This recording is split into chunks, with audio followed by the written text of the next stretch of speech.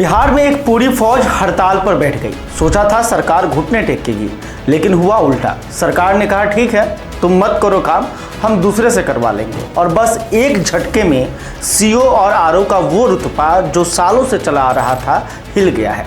नमस्कार, मैं परमवीर सिंह, आप बिहार न्यूज़ टुडे देख रहे हैं।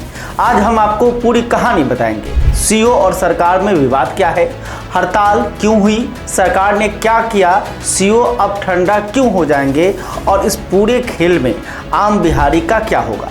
पहले समझते हैं कि यह हड़ताल आई कहां से। बिहार में राजस्व कर्मचारी, सीओ, आरओ और अंचल के बाकी कर्मचारी लंबे समय से कई मांगें उठाते रहे हैं। इनमें सबसे बड़ी मांग है सेवा शर्तों में सुधार, पदोन्नति में पारदर्शिता और वेतन विसंगति को दूर करना। इन लोगों का कहना है कि सरकार ने सालों से इनकी सुनी नहीं, बार बार आश्वासन मिला लेकिन जमीन पर कुछ नहीं बदला।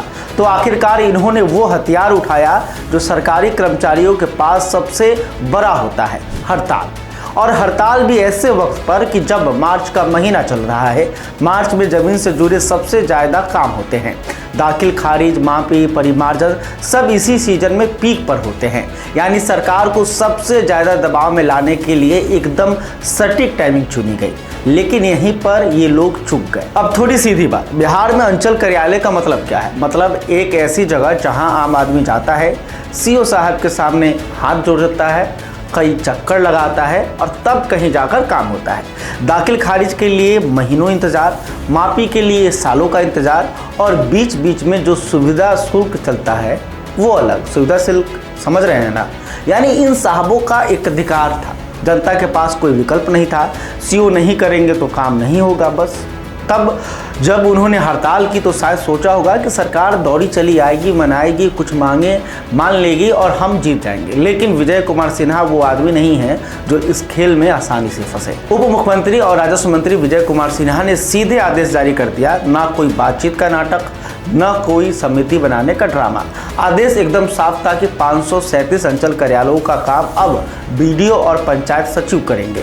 दाखिल खारिज, परिमार्जन, ई-मापी तीनों के लिए अलग अलग डिजिटल मॉड्यूल तैयार कर दिए गए। हर प्रखंड में डिजिटल ऑपरेटर बैठाए जाएंगे। बीडीओ और पंचायत सचिव को ट्रेनिंग दे दी गई। जिलाधिकारियों को अलर्ट कर दिया गया और ऊपर से कहा कि मंत्रालय खुद मॉनिटरिंग करेगा। मतलब साफ है कि तुम हड़ताल पर बैठे रहो, सरकार को फर्क नहीं पड़ता, जनता का काम रुकेगा नहीं।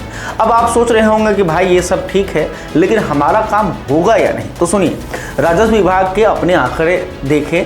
बिहार में हर 24 घंटे में करीब 5500 दाखिल खारिज और 1050 जमाबंदी माफी के आवेदन आते हैं। और अभी राज्यभर में 40 लाख से ज़्यादा म्यूटेशन और 5 लाख माफी के मामले लंबित पड़े हैं। ये लंबित मामले नए नहीं हैं, सीओ आरओ के ज़माने में भी ये अटके पड़े थे। तो हड़ताल से नई समस्या नहीं आई, बल्कि पुरानी समस्या और दिखने लगी।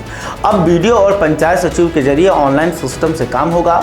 अगर ये व्यवस्था ढंग से चली तो आम आदमी को शायद पहले से बेहतर अनुभव मिल सकेगा। लेकिन इस पूरे घटनाक्रम में सबसे बड़ी बात यह है कि सरकार ने जो किया वो सिर्फ हड़ताल का जवाब नहीं है, यह एक बड़े बदलाव की शुरुआत हो सकती है। सीओ का जो एकाधिकार था अंचल कार्यालयों पर वो टूट रहा है। अब जब बीडीओ और पंचायत सचिव ये काम करना सीख जाएंगे, डिजिटल मॉड्यूल काम करने लगेंगे, तो सरकार इसे स्थायी व्यवस्था भी बना सकती है। और अगर ऐसा हुआ तो सीओ आरओ की वो ताकत हमेशा के लिए कम हो जाएगी जिसके दम पर ये लोग जनता को परेशान करते थे और हड़ताल का हथियार चलाते थे। भूमि सर्वेक्षण जो दिसंबर 2027 तक पूरा करना है, उस पर हड़ताल का क्या असर पड़ा, इसकी समीक्षा के लिए आज सभी जिला के प्रभारी अधिकारियों की बैठक भी हो रही है।